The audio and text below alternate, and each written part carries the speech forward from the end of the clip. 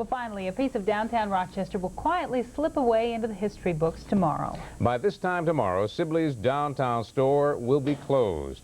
And we close this broadcast tonight by sharing some Rochester memories under the clock. How often did we stop to look above the elevators? The year before I was born depicts the corner of Main and Clinton I remember, Sibleys, the cornerstone of downtown. And those of us with memories feel an emptiness now, as empty as the shelves within its walls. Marion Lamoureux has shopped here since 1928. I'm so sad. It's just like, as I say, going to a wake. Everything looks familiar, and yet it doesn't. How many hot dogs consumed at the little stand by the grocery department? How many fudgies? And what a grocery department it was, even delivering your weekly order right to your home. And one time they said, you know, you can't have them delivered anymore unless you buy $5 worth. Well, $5 worth wasn't much. No, that was great. Everything.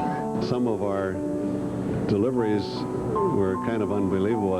As I told you, we had this one woman who lived at the top of a long country lane, and every day she had a loaf of bread delivered to her. The little bakery outlet now can't compare to those homemade goodies of the past.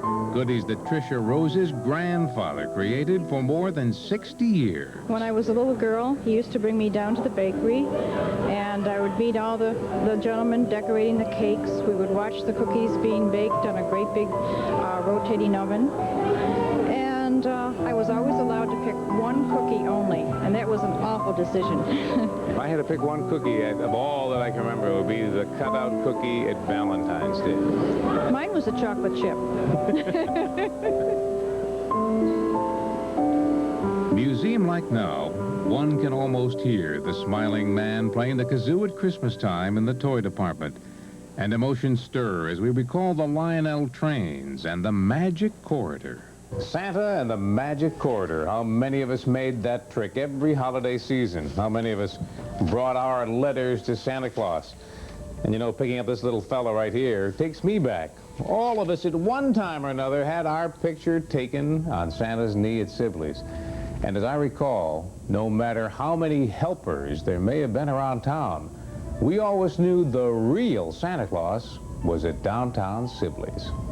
So we take one last look and bid farewell. Like life itself, it can't stay the same forever.